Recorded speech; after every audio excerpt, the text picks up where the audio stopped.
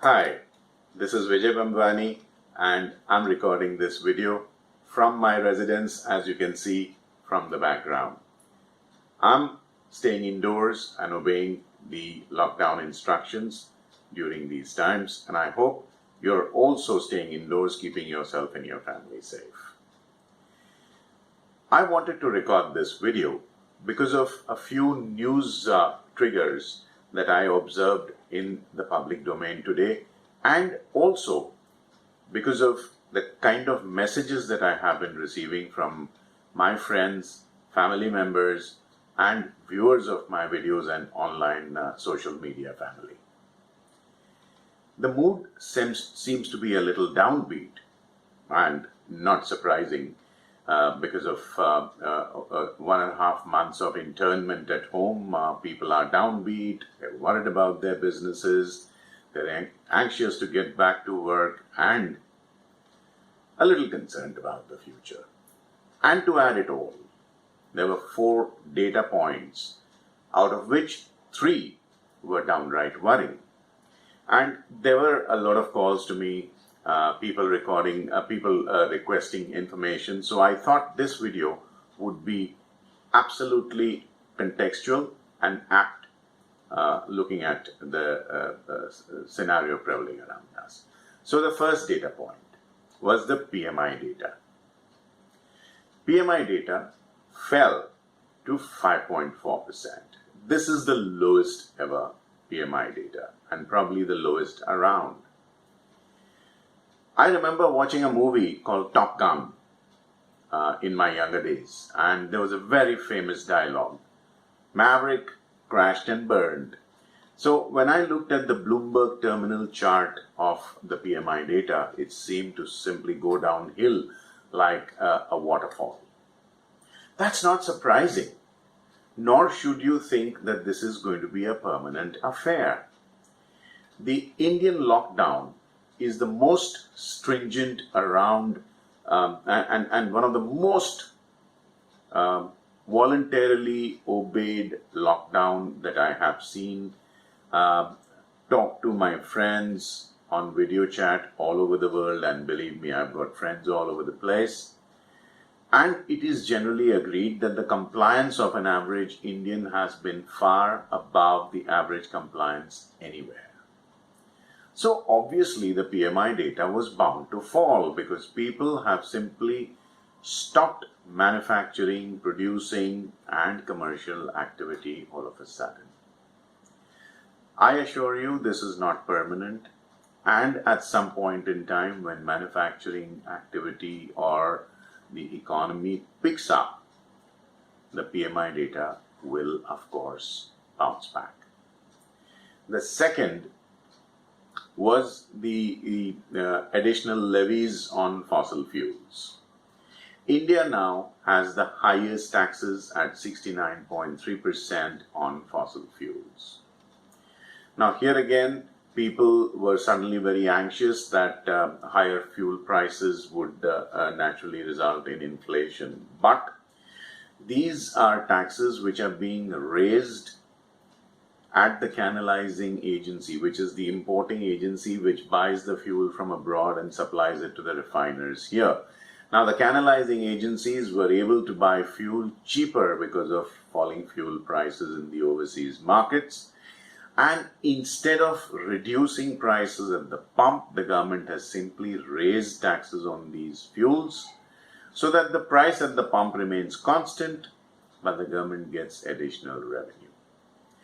This is understandable because the government is now losing revenue from taxes, from GST, from your other direct and indirect taxes, custom duties, etc.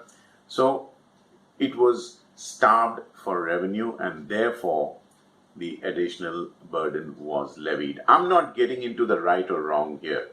I am merely allaying your fears here. We are merely talking about what happened to these 4 data points and how you should react to it. So here again, there is also the concept of economies of large-scale consumption and production. In the month of April, I would be surprised if the consumption of fuel did not fall by a minimum, I'm talking of minimum 75%. If you step down on the roads anywhere, you would see that there are almost no vehicles. All right? So fuel consumption has gone down. As a stock trader, I can tell you there are only two ways I can think of making 5,000 rupees. I buy 5,000 shares, wait for a buck, I make 5 grand. Or I buy 500 shares, wait for 10 bucks, I make 5 grand again. Now that the petrol consumption or the diesel consumption has fallen off the cliff, the government's tax kitty has shrunk. So to be able to garner the same amount of money, they've resorted to increasing taxes on fossil fuels.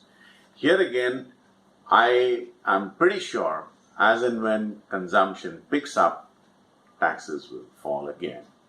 So this is the concept of helical or telescopic taxes. Remember, in the good old days, we used to have transistor radios with collapsible antennas. Those are called telescopic antennas. You could extend them in and out. So during times like these, I believe the government is resorting to telescopic taxes, raising taxes when the consumption has fallen, and as economies of scale kick back in, the possibility of taxes going down is fairly high. The third data point was unemployment reaching 27.1%. Yes, that's worrying.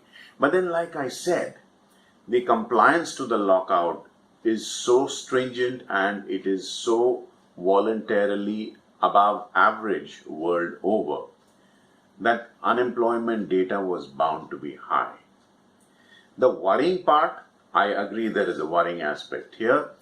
Unemployment in urban areas has risen far sharply as compared to rural areas. And guess where the manufacturing hubs are? They tend to be either in or around the urban areas, which means manufacturing activity has taken a hit. And possibly the slowdown might continue even after the lockdown is lifted. So that is a concern. Here again, 27.1% unemployment is not something that is permanent in nature. As soon as the lockdown is lifted, I do expect some kind of a relief here. The fourth data point, and which basically gives me some hope that all is not lost, is the M3 money supply. Now, the M3 money supply is a broad gauge of availability of money in the system, in the economy. So it includes the cash by way of currency notes, coins, bank balances, both savings, currents, fixed deposits, recurring deposits, money in transit, which is amounts receivable by way of negotiable instruments, business outstanding receivables, etc. It's a very broad gauge of money floating around or circulating around in the economy. That has actually gone up 50 basis points from 10.2 to 10.7%. So what it means that there is ample liquidity in the system. The concern is whether the banks will lend once the lockdown is lifted. Now that is something that a call that the banks will have to take. But I can tell you one thing. I think if your credit history is good, and if you're a businessman, if you are a owner of a SME or a MSME, if you are asking for a business loan with no default history and a perfectly good credit score, I think money will be forthcoming. Maybe a tad late, but it will be forthcoming. Don't expect normalcy to return as if nothing happened after the lockdown is lifted. The system is in a shock.